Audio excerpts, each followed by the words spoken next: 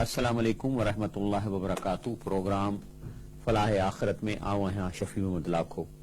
अल्हम्दुलिल्लाह रब्बिल आलमीन, अस्सलातु वस्सलाम अला रसूलिल करीम, अम्मा बाद। नाज़रीन किराम, अल्हम्दुलिल्लाह हिन फलाह आखिरत जे प्रोग्राम जे थ्रू असां ऐं तव्हां अल्लाह जूं ॻाल्हियूं ॿुधंदा आहियूं। क़ुरान शरीफ़ जो सवली सिंधीअ में मफ़हूम बयानु कंदा आहियूं। ऐं ज़ाहिर आहे त ही अल्लाह जो निज कलाम आहे, तंहिंजे करे इन जो असरु थिए थो। ॻाल्हाइण वारो उहो त वीचारो ईअं आहे, उहो पंहिंजो मफ़हूम बयानु, पर असल जेको असरु आहे हिन अल्लाह जे कलाम जे पंहिंजे आयतुनि जो आहे। मां चाहियां थो त वरी हिकिड़ो दफ़ो मां शुरू में हलियो वापसि वञा, जो काफ़ी वक़्तु पइजी थो वञे, त हिन क़ुरान शरीफ़ जो मक़सदु छा आहे। ऐं वरी जेका सूरह फातिहा या अलहम शरीफ़ आहे, आख़िर इन जी कहिड़ी अहमियत आहे जो क़ुरान शरीफ़ जे शुरूअ में लॻायो वियो आहे, वरी हर निमाज़ में असांखे पढ़णो थो पवे। त छाकाणि त इहो हिकिड़ो क़ुरान जो मंशूर बि आहे ऐं क़ुरान जी समरी बि आहे, तंहिं करे मां चाहियां थो त मां वापसि इन ते अॼु मां ॻाल्हायां ऐं सूरह फातिहा या अलहम शरीफ़ ते। अऊज़ु बिल्लाहि मिनश शैतानिर रजीम, बिस्मिल्लाहिर रहमानिर रहीम, अल्हम्दुलिल्लाहि रब्बिल आलमीन। ॿ अखर आहिनि, अल्हम्दुलिल्लाह ऐं ॿियो रब्बिल आलमीन। सभ खां पहिरीं त अल्लाह ताला हिते जेको पंहिंजो तारीफ़ थो कराए त रब्बिल आलमीन आहे, माना सिर्फ़ु हे रब असां सिंधियुनि जो कोन्हे या उर्दू स्पीकिंग जो या पंजाबियुनि जो, ही रब आलमीन आहे। हे हिंदुनि जो बि रब आहे, ईसाइनि जो बि रब आहे, ऐं उन्हनि खे बि प्यार सां अलाह सां ठाहियो आहे। उन में बि उहे ई शयूं आहिनि जेके मुंहं में आहिनि। हिकिड़ो सर्जन आहे, जेकॾहिं किथे बि वञी ऑपरेशन रुगो रग जो कंदो त हिंदूअ जी रग बि उते ई आहे, उहा साॻी जहिड़ी मुंहिंजी रग हूंदी। सॼो सांचो हिकिड़ो अलाह जो आहे। लेकिन रबिल आलमीन जो हिते असां अल्हम्दुलिल्लाह, अलाह पंहिंजी हम थो करे, असां बि चऊं था अल्हम्दुलिल्लाह। ज़ाहिर आहे त जॾहिं असीं कंहिंजी हमद कयूं था त को बेनिफिट त असांखे मिलंदो हूंदो, तॾहिं त असीं उनजी तारीफ़ थींदी आहे बेनिफिट खां पोइ। सभ खां वॾो बेनिफिट जेको असांखे या जेको फ़ाइदो इंसान थी पैदा थियो आहे त असांखे अलाह साईं हिन सुहिणी शिकिल में ठाहियो आहे ऐं खाराइण जे लाइ आलीशान शयूं ॾींदे, जंहिंमां असांखे मज़ो ऐं टेस्ट अचे थी।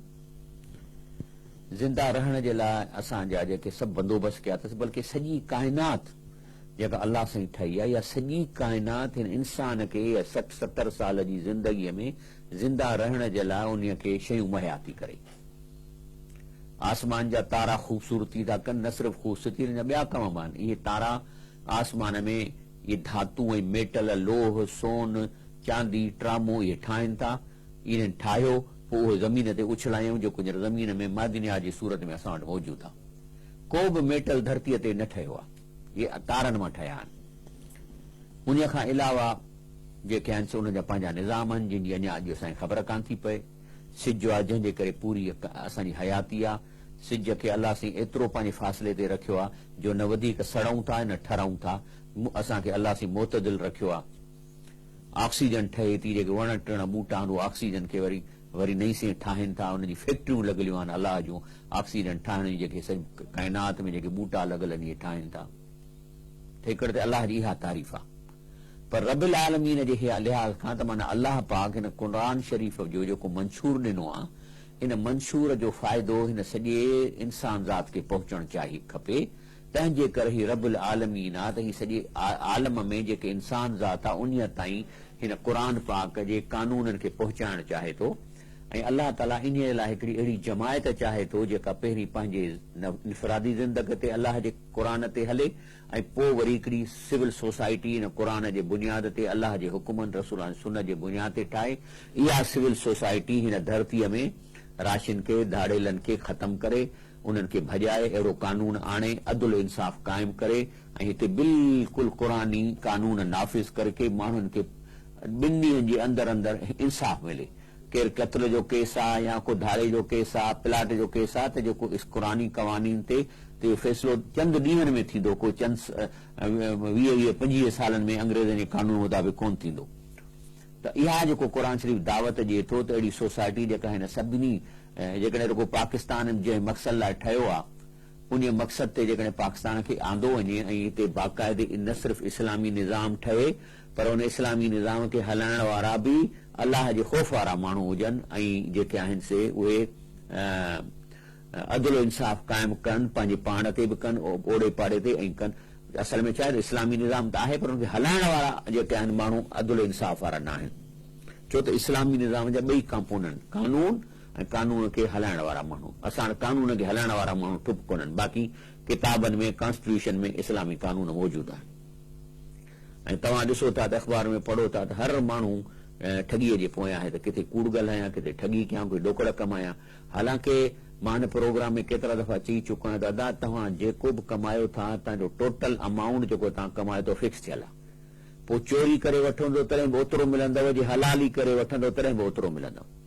त अल्हम्दुलिल्लाह रब्बिल आलमीन, माना अल्लाह ताला इहो निज़ाम हिन सॼे हिंदू इंडिया खां वठी वेंदे जर्मनीअ ताईं इहो अल्लाह ताला क़ाइमु करणु चाहे थो। अल्लाह सी फरमाए थो त तिल्क आयातुल्लाह नतलूहा अलैका बिलहक़, माना हीअ जेके क़ुरान शरीफ़ तव्हांखे पढ़ी ॿुधाइजे थो, इहे उहे आयतूं आहिनि अल्लाह जूं, माना अल्लाह तव्हां सां गुफ़्तगू थो करे अलैका बिलहक़, माना इन में पर्पज़ आहे, इन में राज़ आहे। छो त अल्लाह तव्हां खां छा थो चाहे।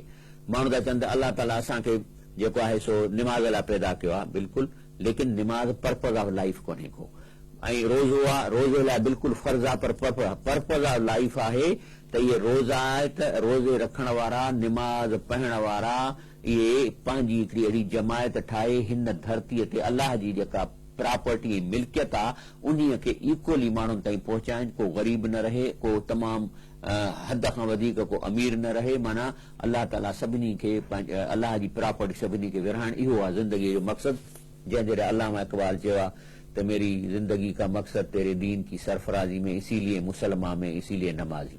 त अल्लाह तो हिते फरमाए आले इमरान में तिल्क आयातुल्लाह नतलूहा अलैका बिलहक़ वमल्लाहु युरीदु ज़ुल्मन लिल आलमीन। अल्लाह ताला चए थो त हिते अल्लाह तो फरमाए त अल्लाह थोरी तो चाहे त जेके बि इंसान ज़ात आलमीन जा माण्हू आहिनि, जर्मनी जा, अमरीका जा, अल्लाह हुन सां को ज़ुल्म करे। अल्लाह जी कंहिंसां दुश्मनी कान्हे, बल्कि अल्लाह ताला चए थो ही क़ुरान तव्हांखे ॾिनो अथऊं इन मक़सद जे ख़ातिर अल्लाह नथो चाहे त जेको आहे सो कंहिंजे मथां ज़ुल्म करे। ऐं ॿी जाइ ते थो वमा तसअलहुम अलैहि मिन अजरिन, रसूलुल्लाह सल्लल्लाहु अलैहि वसल्लम चए थो अल्लाह साईं फरमाए त तव्हां उन्हनि खां हिन ते पैसा त कोन था घुरो। माना ही निज़ाम सिविल सोसाइटी जेका ठहंदी अहदुनि जे लाइ न ठहंदी, वज़ीरनि थियण जे लाइ न ठहंदी। हीअ सिविल सोसाइटी जेका ठहंदी उहा प्योर ऐं प्योर सिर्फ़ु पंहिंजी आख़िरत खे बचाइण जे लाइ ठहंदी। त अल्लाह जो हुकुम आहे, तॾहिं मां हिन सिविल सोसाइटी ठाही आहे ऐं क़ुरान खे सम्झी पढ़ण वारनि जी सिविल सोसाइटी, ऐं उहा जेका असां मुल्क में अदल इंसाफ़ क़ाइमु कंदी, किथे चोरी थींदी या ठगी थींदी उन ख़िलाफ़ एहतिजाज कंदी। एहतिजाज जो त जमहूरी हक़ मौजूदु आहे न, रोज़ जलसा था निकिरनि, पर कॾहिं अलाह वारनि जो जलसो निकितो आहे त बाबा फलाणे हंधि भतो खुतो पियो आहे ऐं मुस्लमान जे इलाइक़े में जेको शराब पियो थो हले, इन जे लाइ अचो त कयूं। इहा सोसाइटी त क़ुरान ठाहिणु चाहे, ऐं इहा सोसाइटी पहिरीं पंहिंजे इलाइक़े में कमु कंदी, शहर में कमु कंदी, पोइ वरी ॿियनि शहरनि जा माण्हू हिन सां जॉइन कंदा, पोइ मुल्क सॼे में हिकिड़ो अदल इंसाफ़ जो निज़ाम क़ाइमु थींदो। त चए थो त वमा तसअलहुम अलैहि मिन अजरिन, अल्लाह ताला ख़िताब रसूलुल्लाह सल्लल्लाहु अलैहि वसल्लम करे थो त तव्हां उन्हनि खां इहो जेको दीन जो कमु कयो था, जेको अल्लाह जे निज़ाम खे नाफ़िज़ करण जो कोशिशि कयो था, ऐं जेका माफ़ियाऊं आहिनि, चाहे पोइ मज़हब जूं माफ़ियाऊं छो न हुजनि, जेके मिसाल तौर शिरक खे थियूं फैलाइनि, बिदअतुनि खे थियूं फैलाइनि, उन जे बदिले में अधु पैसा बल्कि 80% पैसा पेट में थियूं खाई वञनि ऐं ॿियो बाक़ी रुॻो 2-3 देगियूं 2-3 बल्ब पुकारनि थियूं, इहे बि माफ़ियाऊं। त अल्लाह तो इन ते इहा जेका सोसाइटी ठहंदी कुझु न वठंदी। मां तसअलहुम अलैहि मिन अजरिन, माना तव्हां रसूलुल्लाह सल्लल्लाहु अलैहि वसल्लम हिन खां इन कम लाइ तव्हां हिन खां को पैसा त कोन था घुरो। इन हुअ इला ज़िक्रुन, बल्कि हीउ जेको क़ुरान शरीफ़ तव्हां माण्हुनि ताईं पहुचायो था इहो आहे नसीहत लिल आलमीन, सभिनी जे लाइ, हिंदुनि जे लाइ, यहूदियुनि जे लाइ, मुस्लमाननि जे लाइ, काफ़रनि जे लाइ। हीउ हिकिड़ो क़ुरान शरीफ़ जेको आहे सो हिकिड़ो उन जे लाइ सभिनी जे लाइ नसीहत। वमा अरसलनाक इल्ला रहमतन लिल आलमीन, रसूलुल्लाह सल्लल्लाहु अलैहि वसल्लम असां तव्हांखे न मोकिलियो आहे उहो अकेलो अरबनि जे लाइ, बल्कि असां तव्हांखे हिंदुनि जे लाइ बि मोकिलियो आहे, रसूलुल्लाह सल्लल्लाहु अलैहि वसल्लम असां तव्हांखे अमरीकन लाइ बि मोकिलियो आहे, बल्कि असां तव्हांखे हीउ जेको निज़ाम ॾिनो आहे जॾहिं तव्हां हुते पहुचाईंदव उन सॼे मुल्कनि में ऐं अदल इंसाफ़ क़ाइमु थींदो त अल्लाह जी उन मथां रहमत अची वेंदी। तंहिंजे करे रब साईं थो फरमाए वमा अरसलनाक इल्ला रहमतन लिल आलमीन, असां तव्हांखे न मोकिलियो आहे बल्कि सॼे आलम जे लाइ रहमत करे मोकिलियो आहे जेका तव्हां तबलीग कयो था। त ॿी जाइ ते अल्लाह साईं फरमाए थो तबारकल्लज़ी नज़ल अल फुरक़ान अला अब्दी, बसि अलाह जी केॾी बरकत वारी ज़ात आहे जंहिं ही क़ुर शरीफ़ पंहिंजे बाने ते नाज़ुल कयो, यानी अलाह जी बरकत वारी ज़ात आहे जंहिं अहिड़ो बरकत वारो क़ुर जेको हिन ते हलंदो, उनजे घर में बरकतुनि जे उनजे रिज़्क़ में बरकत पवंदी, त उन जेको क़ुर पंहिंजे बाने ते यकून लिल आलमीन नज़ीरा, त इहो रसूल अलाह जो रसूल सल्लल्लाहु अलैहि वसल्लम पंहिंजी तइलीम खे फैलाए सॼे आलम में सभिनी मुल्कनि में हिन तालीम खे फैलाए, त जीअं माण्हू ख़ौफ़ कनि त बाबा जेकॾहिं असांखे जंहिं अलाह पाक 60 साल 70 साल पैदा करण जे लाइ हेॾो संसार क़ाइमु कयो आहे, जेकॾहिं असीं हुन जे हुकुम ते न हलंदासीं त असांखे वॾो नुक़सानु पवंदो, त इहो कमु आहे अलाह जे रसूल सल्लल्लाहु अलैहि वसल्लम जो। ॿी जाइ ते अलाह सां फरमाए थो वमिन आयातिही ख़ल्क़ु समावात वल अर्द, चए थो अलाह चए थो ॾिसो न अलाह जे मौज़नि मां हिकिड़ा मौज़ा इहो आहिनि त ज़मीन आसमान कीअं ठाही अथसि। वरी ॿियो कहिड़ो मौज़ो आहे हुनजो इख़्तिलाफ़ अलसिनतकुम अलवानिकुम, वरी ॾिसो इहो बि मौज़ो आहे त केतिरियूं ज़बानूं आहिनि, अलाह साईं चए थो केतिरियूं ॿोलियूं आहिनि, बिरोही की मुकमल ॿोली आहे, सिंधी मुकमल ॿोली आहे। ॾिसो असां 100% पंहिंजा रिश्ता सिंधीअ में था कयूं, झगड़ा सिंधीअ में था कयूं, ॻाल्हायूं अहिड़े नमूने सां, ॿिया मुल्क बि पंहिंजी ॿोलियुनि में ईअं आहिनि जो असांखे का ख़बर कान पवंदी त छा था ॻाल्हाइनि, पर हू मुकमल ॿोलियूं आहिनि। उहा अलवानिकुम ऐं रंग, के कारा आहिनि, के कणक रंगा, के अछा, के कीअं, त अलाह चए थो इहे मौज़ा न आहिनि। इन फी ज़ालिक लआयात लिल आलमीन, अलाह चए थो इहे त मौज़नि जूं निशानियूं आहिनि सभिनी मुल्क जे माण्हुनि लाइ, त सोचनि त इन जो ख़ालिक के जेको आहे सो छा आहे। हाणे जेको आहे सो उन खां पोइ अचे थो अर्रहमान रहीम। अर्रहमान रहीम जो मतिलबु आहे त अलाह ताला हिते पंहिंजी ॿ सिफ़तूं थो ॾसे, अर्रहमान रहीम। मौलाना उबैदुल्लाह सिंधी इनखे हीअं डिफाइन कयो आहे ऐं कहिड़ो सुहिणे नमूने सां करे थो, चए थो त हिकिड़ो त रहमान माना जीअं पीउ जी मोहबत हूंदी आहे ॿारनि सां, हिकिड़ो मिसाल आहे। रहीम जे माउ जी मोहबत हूंदी आहे ॿारनि सां। रहमान जो मतिलबु इहो आहे त पीउ छा चाहींदो आहे ॿारनि, पीउ ॿारनि ते सख़्ती कंदो आहे, कॾहिं मार ॾींदो आहे, कॾहिं छो त बाबा उथो ट्यूशन ते वञो, पढ़ो, एक्सरसाइज़ कयो, बुरनि छोकिरनि सां न खेॾो, वरी जे खेॾो त वरी थफा थुपी कंदो, माना पीउ जी मोहबत में हू इंसान खे तकलीफ़ थो ॾिए। पीउ पंहिंजे औलाद जे मोहबत में औलाद खे तकलीफ़ ॾिए थो त मुंहिंजो औलाद सुधरी पवे। ऐं रहीम जो माउ हूंदी आहे, माउ खे परवाह न आहे त मुंहिंजो पुटु डिप्टी कमिश्नर थींदो या मुंहिंजो पुटु को इंजीनियर थिए, माउ खे सिर्फ़ु इहा फिक्र हूंदी आहे त मानी खाधी अथसि, बीमार त कोन्हे को, रंग छो ईअं थी वियो अथसि, शायदि हिनखे तकलीफ़ आहे। तव्हांजा जेके ॿाहिरि वञनि था नौकिरियूं करणु मोटींदा, माउ इहो पुछंदी आहे मां खाना खाते हो, मानी खाई थो, छा थी वियो अथई, कमज़ोर थी वियो आहीं, ॿिन्ही में फ़र्क़ु आहे। लेकिन इन शइ खे मां हींअर एक्सप्लेन कंदुसि हिन ब्रेक खां पोइ।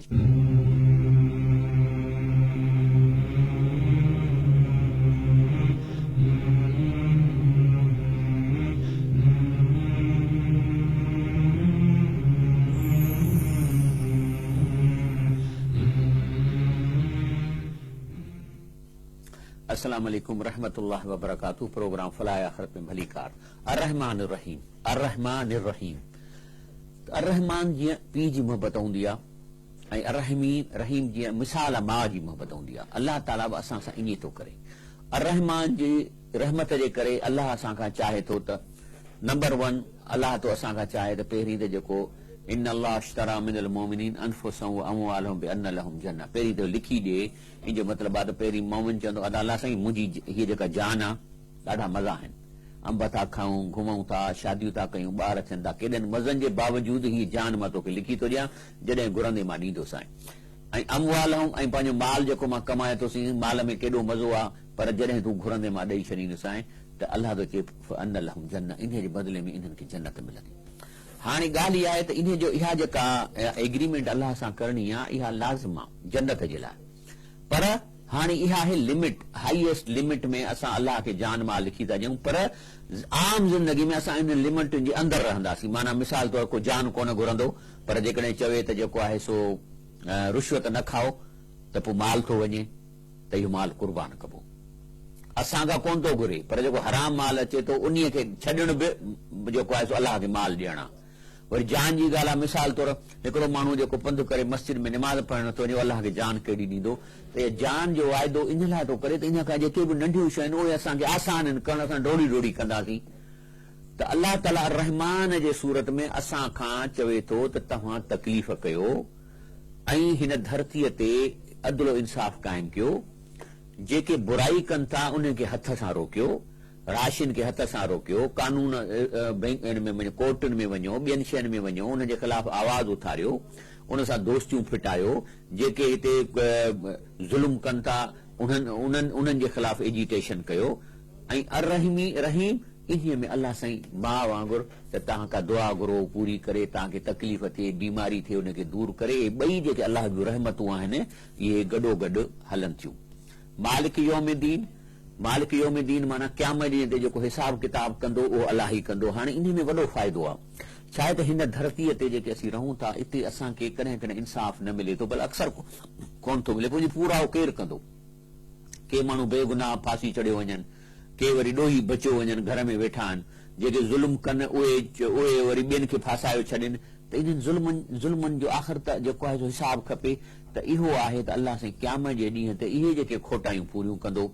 कंहिं इंसान खां ग़लतियूं थी वञनि, में ग़लति फ़ैसिला थो करे त अलाह ताला जी खोटाई कंदो। तंहिं करे मालिक यौम दीन जो कॉन्सेप्ट हिन मुआशिरे खे हलाइण लाइ ज़रूरी आहे त अलाह पाक जेको आहे सो आख़िर में असांजा सॼा फ़ैसिला कंदो। वरी चऊं था इयाक नअबुदु व इयाक नस्तईन, माना अलाह साईं असीं तुंहिंजी पार्टी आहियूं, सिर्फ़ तोखां घुरूं था, तुंहिंजी इबादत कयूं था ऐं तोखां ई मदद घुरूं था। माना असां चवंदासीं अलाह साईं जेको मुश्किल किशा अलाह ताला आहे, पंहिंजो जेको सो दस्तगीर अलाह पाक आहे, ऐं जेको आहे सो गरीब नवाज़ अलाह पाक आहे। हीअ इयाक नस्तईन जी माना ई आहे त सभु कुझु अलाह पाक थो करे। त हिते चऊं था इयाक माना सिर्फ़ तो अकेले खां न ॿुधो, माना तोखां दुआऊं घुरूं था, तोखां हाजतूं कयूं था, तुंहिंजे लाइ हथ खणूं था। इयाक नस्तईन ऐं सभु मददूं तोखां घुरूं था। जॾहिं असां इहा डिक्लेयर कयूं था त अचूं था इहदिन सिरातल मुस्तक़ीम। हाणे हिन ते मां थोरो ॻाल्हाइणु चाहींदुसि। असल जेको रूह आहे इन जो सूरह फातिहा जो इहो आहे, पर पहिरीं मां जेके 4 आयतूं करे विया आहिनि मां इन्हीअ खे जेको सो इमाम उबैदुल्लाह सिंधीअ जेको इनखे कयो आहे इन्हीअ ते मां थोरो तव्हांखे सम्झायां। पहिरियों त असां जेको रब्बुल आलमीन जो मतिलबु आहे त अलाह ताला ई तमामु अक़वाम जो रब आहे। ऐं ॿियो त रब माना रबूबियत, उनजी रबूबियत उन में ईअं अमल करे थी जीअं पीउ माउ जी मोहबत ऐं शफ़क़त औलाद ते अमल कंदी आहे, रहमान रहीम। वरी मालिक यौम दीन लाइ असां ॻाल्हायो त उहो ई रब उन्हनि तमामु झगड़नि जो आख़िरी फ़ैसिलो करण वारो, उनजे हक़ूक़ ॾियारण वारो आहे, इहो मालिक यौम दीन।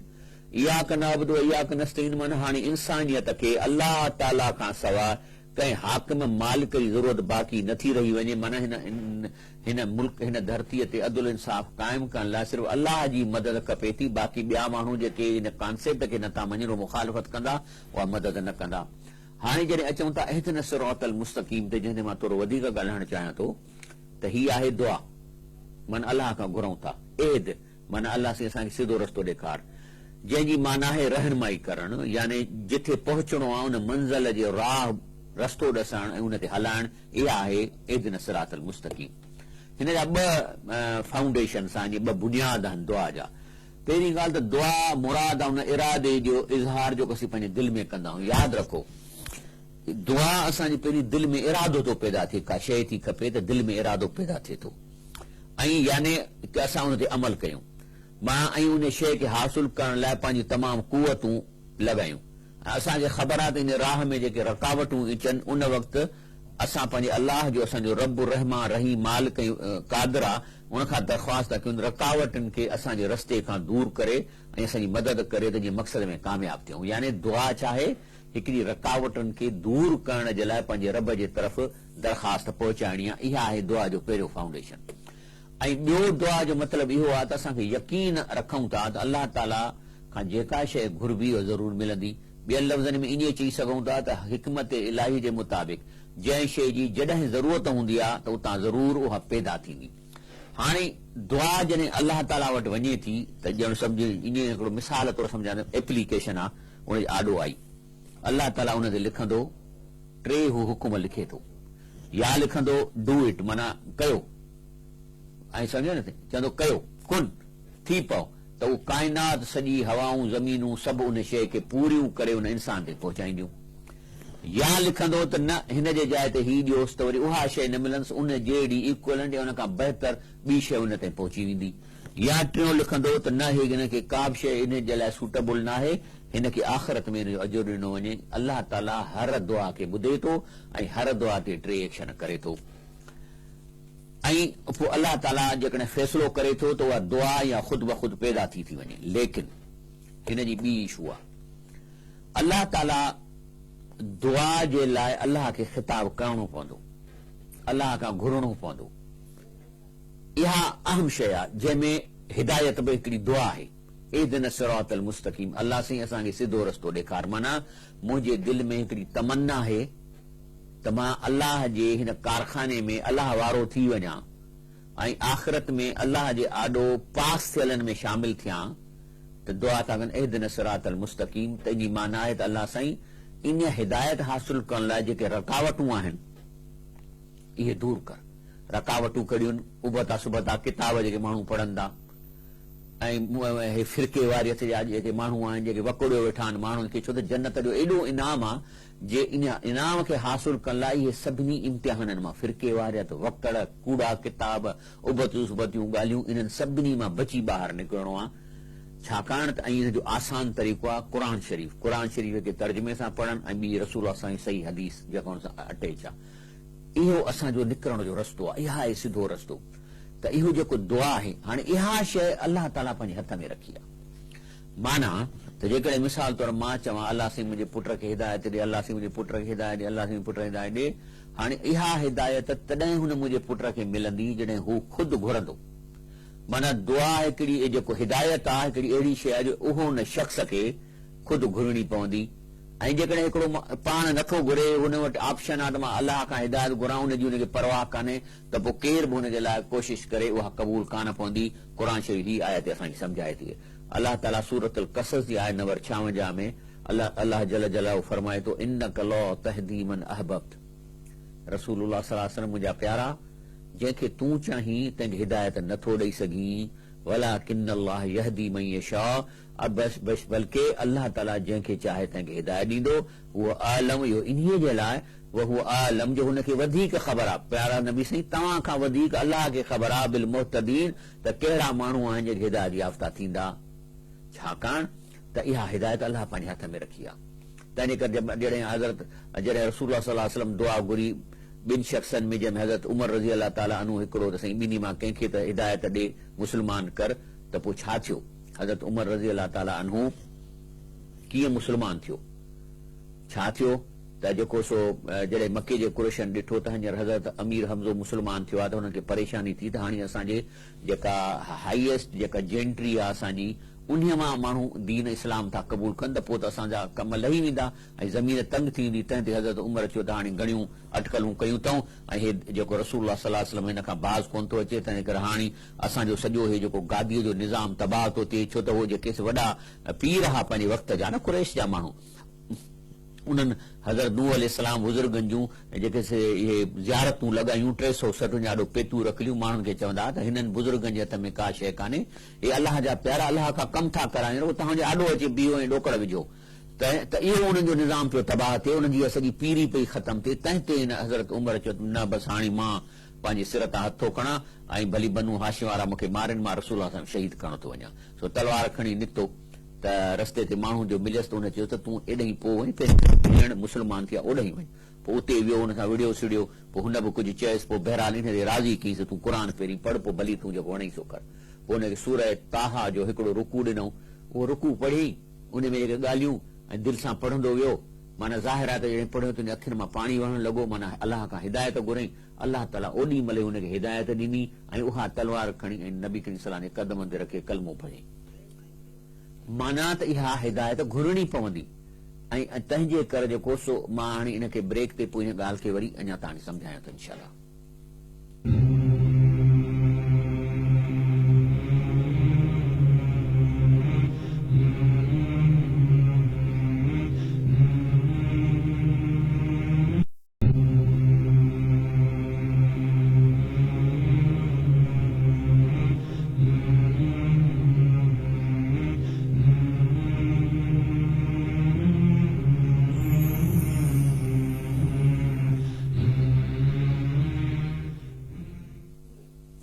अस्सलाम वालेकुम रहमतुल्लाहि व बरकातहू।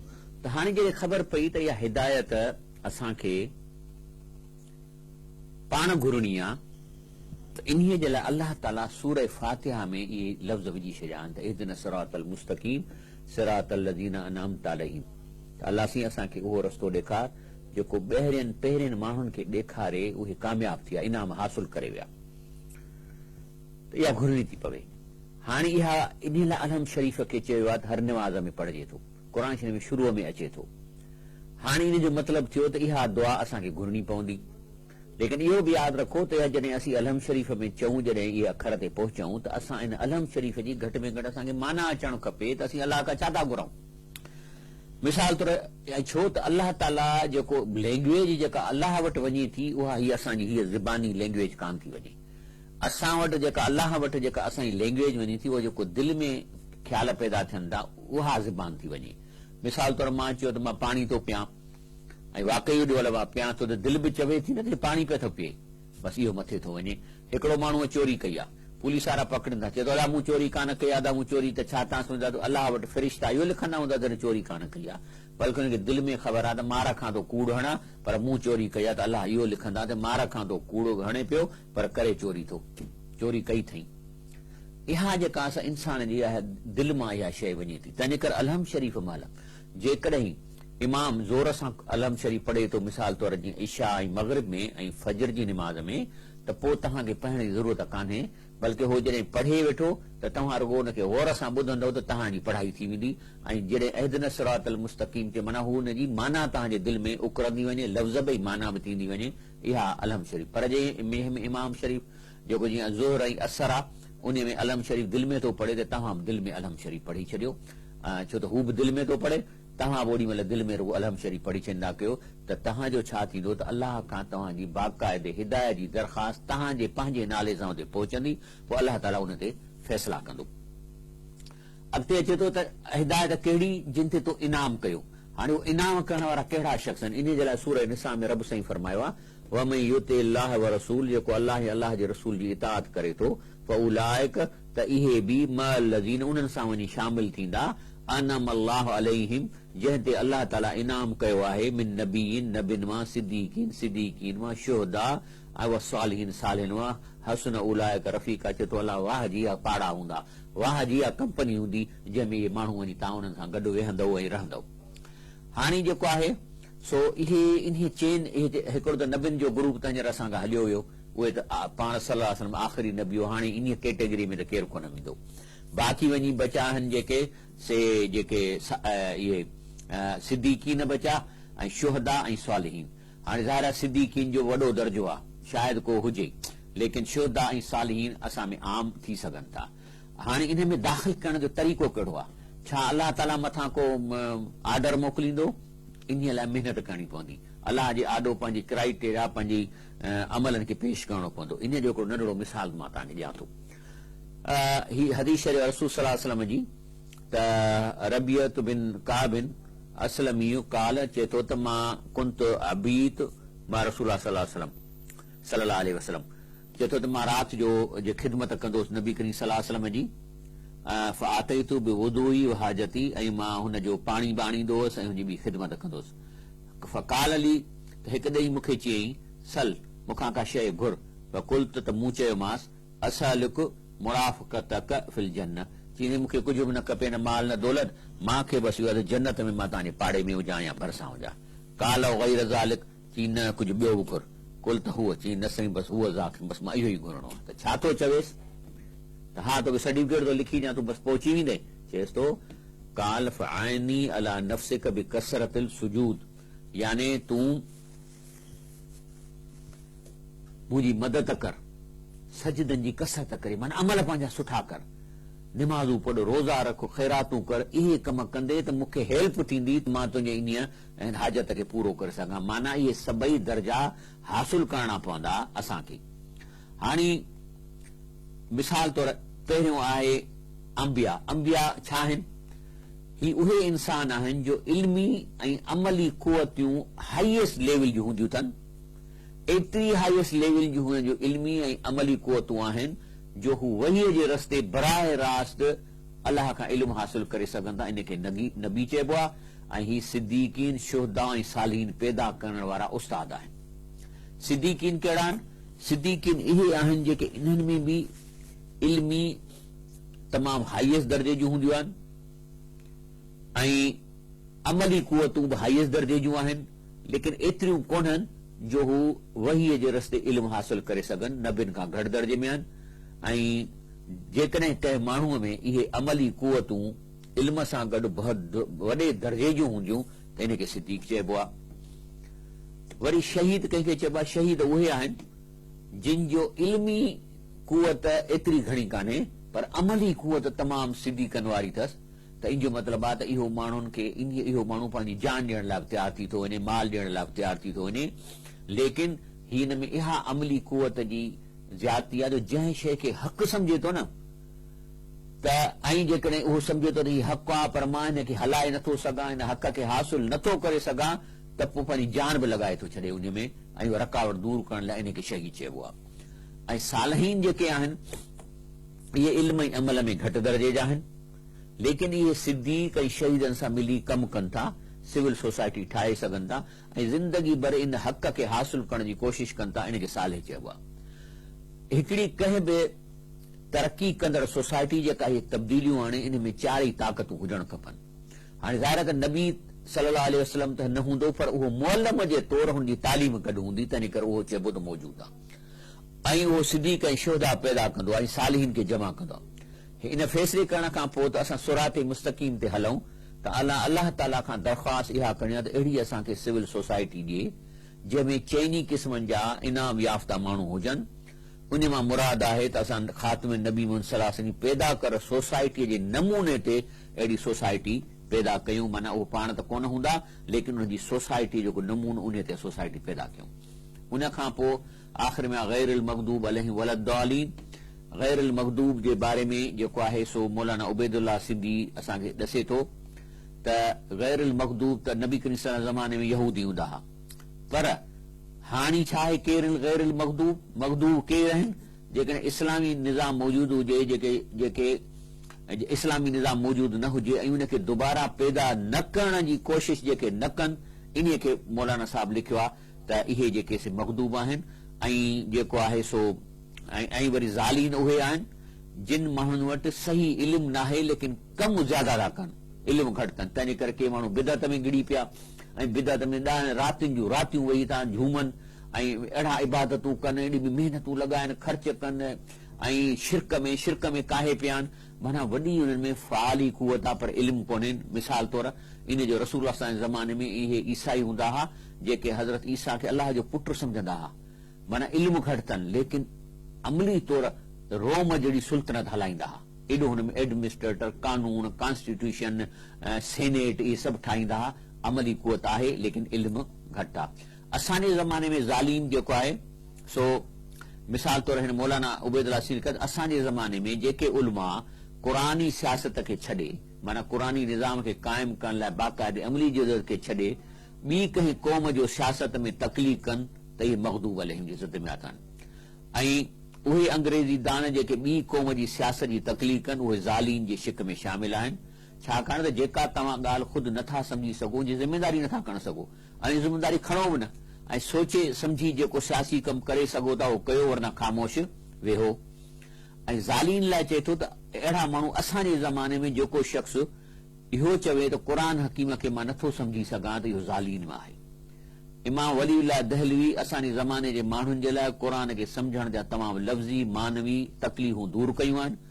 उन हाणे हिन किताब खे सम्झणु आसान थी वियो आहे। जेकॾहिं हाणे बि केरु चवे त मूंखे क़ुरान शरीफ़ सम्झ में नथो अचे त परले दर्दे जी गुमराही ज़लालत आहे। अलाह ताला असांखे बचाए।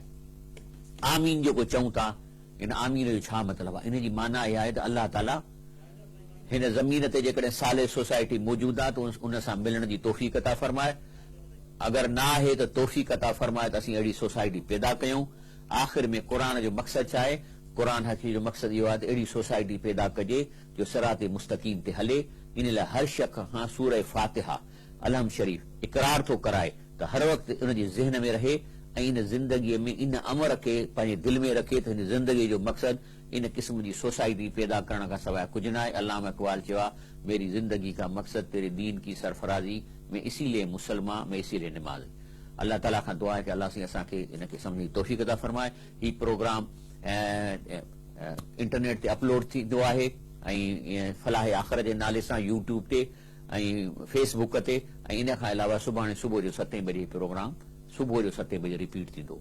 सुभान रब्बिक रब्बिल इज़्ज़ति अम्मा यसिफून व सलाम अलल मुरसलीन वल्हम्दुलिल्लाहि रब्बिल आलमीन।